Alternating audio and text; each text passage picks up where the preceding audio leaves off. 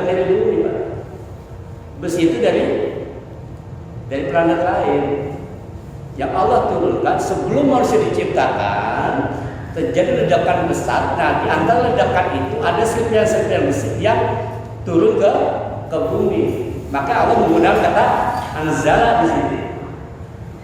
Dan Allah jelaskan di dalam Al-Quran itu juga dalam Al-Hadid bahwa besi itu sangat kuat, sangat keras dan sangat bermanfaat. Bapak bisa bayangin bagaimana hidup kita kalau ada besi, Pak? Tidak ada mobil. Mobil bagaimana? Pakai tepung. Mobil pakai apa? Pakai besi. Bikin rumah ceker ayam pakai senjata pakai besi. Itu luar biasanya Allah. Ternyata memang besi itu diturunkan, bukan dikeluarkan, tapi diturunkan. Allah sudah sedemikian rupa mengatur alam raya ini sebelum manusia ini diturunkan, sudah di atas, sudah disiapkan semua. Dulu ketika belum ada manusia yang tinggal di muka bumi apa? Dinosaurus kan? Dinosaurus semua besar, ada T-Rex, apa lagi tuh? Nggak akan ada nama-namanya. Tapi Allah hancurkan mereka semua dengan itu apa? Hujan meteor gitu kan? Dan hampir menurut penelitian dinosaurus matinya hampir dalam waktu yang bersamaan. Karena pada saat itu Allah memusnahkan yang namanya dinosaurus yang besar-besar itu. Kenapa? Karena nanti bumi akan ditempati oleh manusia. Namun manfaatnya apa? Dari fosil-fosil makhluk purbakala itu, maka dari sekian ribu tahun fosil-fosil itu menjadi minyak, batu bara, tambang. Maka di padang pasir sana, walaupun tandus gersang, tapi banyak kita dapat minyak bumi. Karena diambil dari mana? Dari fosil. Itu Allah sudah siapkan semua. Nggak ada yang Allah nggak siapkan. Sama ketika kita menyiapkan anak kita nih, dibikinin rumah kan gitu kan, dikasih perusahaan ini, itu disiapkan semua tuh. Sampai kalau sekolah asuransinya yang ini di sini SD, di sini SMP, terus disiapkan semua. Sebelum anak kita dewasa, kita sudah siapkan untuk menuntun anak-anak kita. Itu kita. Bagaimana Allah yang mencipta alam raya ini? Allah sudah siapkan semuanya. Maka dalam surat itu disebutkan Sabis sebagai al-ladzi khalaqa fasawwa wa ladzi qaddara. Allah sudah tentukan kadarnya. Allah sudah. Kemudian ada lagi dalam surat apa? Surat Al-Hasyr, pengepungan. Terjadi peperangan dulu kan, perang antara umat muslim sama kaum Yahudi Madinah. Ini kalau ceritanya lebih kepada sejarah lagi. Memang dulu kan bangsa Madinah itu terdiri dari 4 suku kan, ada suku Khazraj, ada Aus, kemudian ada beberapa suku. Terjadi perang terus. Di antara mereka ada kaum Yahudi. Singkat cerita kaum Yahudi ini berkhianat kepada Rasulullah.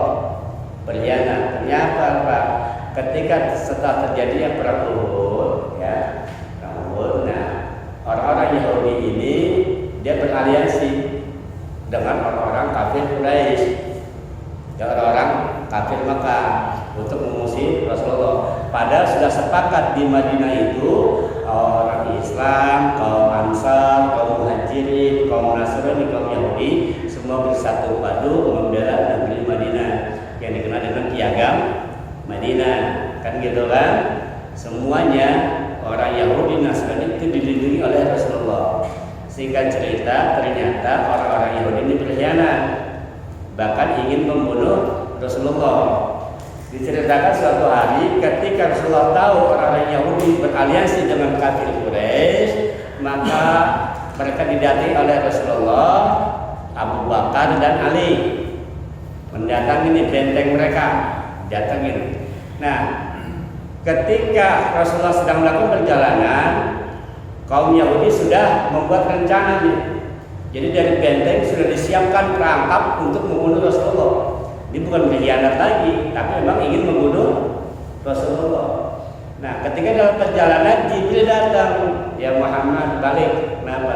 Kau akan dibunuh oleh bangsa Yahudi, oleh kaum Yahudi.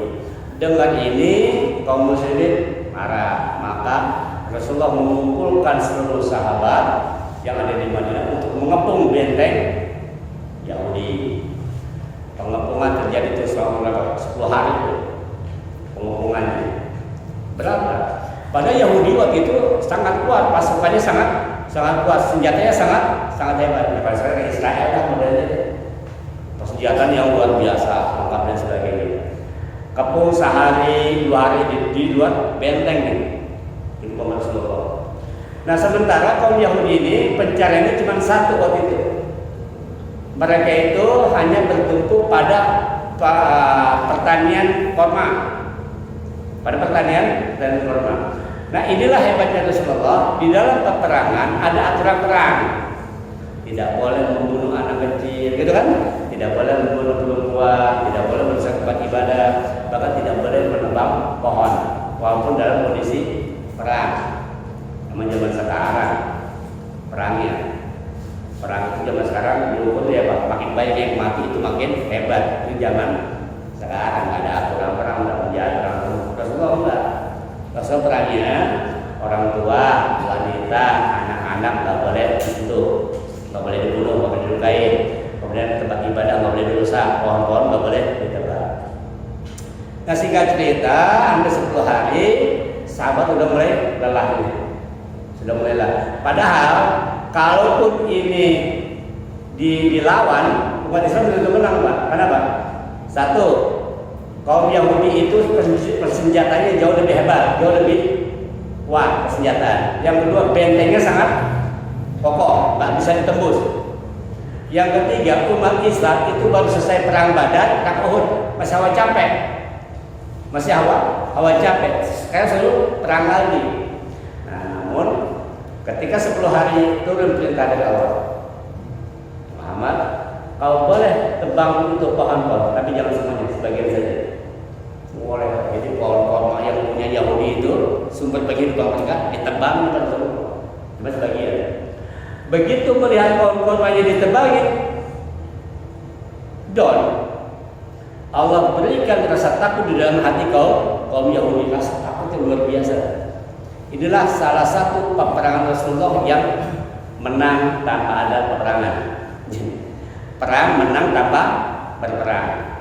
Singkat cerita, begitu pohon-pohonnya sebagian dihabisi oleh sahabat-sahabat, mikir mereka, waduh begini cara aku makan apa? Senjata sih punya, tapi beras nggak punya. Orang lebih pilih mana Pak? Lebih pilih punya senjata, punya beras? Lebih pilih punya beras. Gua nggak punya senjata masih bisa hidup, tapi kalau nggak punya beras, nggak punya nasi, bisa hidup. Ya udah, mulai timbul rasa takut. Dan Allah tanamkan rasa takut di dalam hati. Sehingga cerita mereka nyerah, takut, nggak bisa makan. Itulah kaum Yahudi Pak. Kalau sudah kepepet, kalau dilawan, takut mereka. Ya sekarang begitu Pak. Begitu turunin yang aku ceder, udah mulai pada beda. Umat Islam itu kalau perang memang cari mati, cari syahid. Kalau mereka takut mati. Bahkan dikatakan orang Yahudi itu orang paling takut di kaum Yahudi. Saking takutnya dia akan membuat apapun untuk melindungi diri mereka. Saking takutnya mereka. Nah kemudian saat itu saking takutnya mereka digambarkan bahwa Rasulullah memberikan kesempatan mereka untuk meninggalkan benteng-benteng mereka, diusir dari kota Madinah. Maka sejak itu nggak ada Madinah yang namanya Yahudi Nasrani, itu diusir. Nah selama dikasih kesempatan oleh Rasulullah kurang lebih 10 hari untuk meninggalkan benteng tersebut, dengan syarat hanya boleh bawa harta yang ada di otak, satu otak. Jadi mau itu doang. Jadi harus meninggalkan benteng mereka, syaratnya hanya menggunakan satu otak dan hanya boleh bawa yang bisa dibawa di otak tersebut. Makanya selesai mereka, saking pelitnya mereka, saking takutnya mereka, sebelum meninggalin benteng mereka itu, mereka punya harta, mereka punya rumah dibakar mereka, saking pelitnya. Wah, tak ada lima, nggak bisa dibakar aja. Orang dibakar itu. Begitu mereka keluar dari benteng, diceritakan Rasulullah itu masih bisa menerima rampasan atau barang-barang yang ditinggalkan oleh mereka itu persenjataan kurang lebih sekitar 300-400 senjata.